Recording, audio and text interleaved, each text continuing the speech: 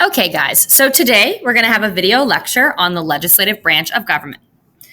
At any point, if you need to pause this to catch up with your notes, feel free to do that. You should have either a second tab open with your notes or a paper copy in front of you.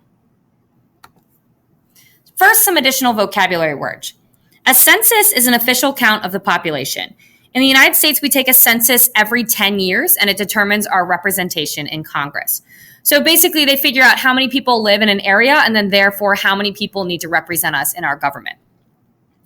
An incumbent. This is a political candidate who currently holds office but is running for re-election. So when President Obama ran for re-election the second time, he was the incumbent candidate. So you should have these three questions on your paper. First, what article of the Constitution established the legislative branch? And that's Article 1. Second, what are the titles of the two houses of the U.S. Congress? That would be the House of Representatives and the Senate. And then the third is, what are the powers granted to Congress by the U.S. Constitution? The first and most important one is to make laws. Congress also declares war, confirms presidential appointments, raises taxes, and regulates interstate and foreign trade. So here's the U.S. Capitol building in D.C., and where the red arrow is pointing is where the House of Representatives meets. So the House of Representatives has 435 members. They serve 2 years in office before they come up for re-election, and their service is based on population. So each state has a different number of representatives depending on how many people live in their state. In order to serve as a representative, you must be 25 years old. You have to live in the state and the district that you represent, and you have to be a U.S. citizen for 7 years. For their constituency, they represent the people in a district. So I'll show you on a map here in a second, but basically you are only elected by the area of the state that you represent, and that is who you must answer to. Those are your constituents. So here on this map, this is the 2010 census. You can see how many representatives each state has. So you'll notice that some larger states like Montana and Wyoming only have one representative. Others like Texas have 36. And the colors there, they show the change from the previous census, if you can see that on the little key. So some of the larger states in land size actually have fewer people, so they only have one representative. But the minimum that you can have is one. So here's Virginia, and as I said before, Virginia, all the states are divided into districts. Virginia has 11 representatives in U.S. In the House of Representatives. So each of those areas has the same number of people living in it. So you'll notice that the 9th district is really large in land size, whereas the 11th district is really small. And that's because the 11th and the 8th district are very close to Washington, D.C., whereas the 9th district is a more rural area. But the same number of people live in each of those districts. So those are redrawn every 10 years, and they change every 10 years. So you can only vote for the candidates from your district. So in the recent election, this area, Stevens City, we only voted for the 10th district candidates for the House of Representatives. So special powers of the House of Representatives.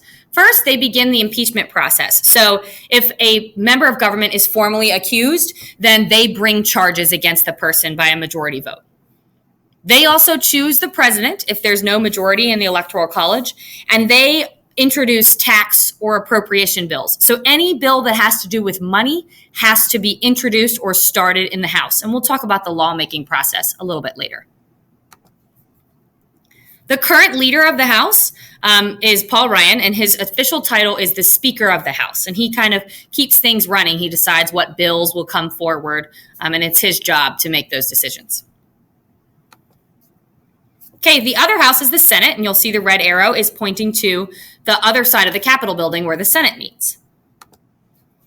So there are only 100 senators, 2 per state. So every state has equal representation in this house. And instead of serving a 2-year term like the House, they serve a 6-year term. And 1/3 of them come up for re-election every 2 years. So that means about 33 to 34 come up for re-election every 2 years, as opposed to the entire Senate being re-elected every 6 years. So this guarantees some continuity in Congress, that there are some people that have already been there for 2 or 4 years So it's not a complete changeover of power every time. In order to serve in the Senate, you have to be 30 years old. You have to live in the state that you represent, and you must be a citizen for 9 years. So their constituency then, or their constituents, are people for the entire state. So our two senators are responsible for representing all of Virginia, not just a particular area. So special powers of the Senate. They act as the jury in impeachment trials. So the House brings up the charges, the Senate impeaches or actually looks at it. And don't be confused, guys. The only time you'll hear the word jury in regards to any other branch besides the judicial branch is this one process, the impeachment process. They ratify treaties. So the president makes a treaty, and then the Senate approves it, and they approve or reject presidential appointments. So they actually decide if the president wants a new cabinet member or a Supreme Court justice, they approve or reject them. So current leaders of the Senate are the vice president. Yes, he is a member of the executive branch, but one of his major jobs is to serve as the head of the Senate. And then the president pro tempore, who is an actual senator. So the vice president, who's currently Joe Biden, soon to be Mike Pence, actually isn't there all that often. But if he does go to the Senate, then he is in charge when he is there. And that's to kind of bridge the gap between the executive and the legislative branch. But the president pro tempore is in charge the majority of the time, just like the Speaker of the House is in charge of the House. So our representatives, for the 10th district, we have Barbara Comstock. She was just reelected. She is a Republican.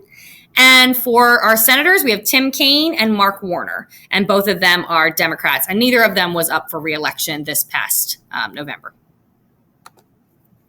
Okay, so I want you to take a moment and look on your paper. For each of these 13 things, decide whether it's the House, the Senate, or both for each statement. Pause the video, and then we'll go over the answers.